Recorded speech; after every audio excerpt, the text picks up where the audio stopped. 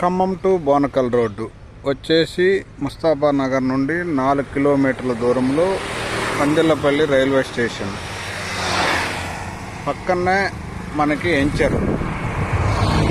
ఈ ఎంచర్ పక్కన ఎంచర్ main road నుంచి రెండో ఎంచర్లో 2 తూర్పులు అమ్మకానికి ఉన్నవి 400 గజాలు.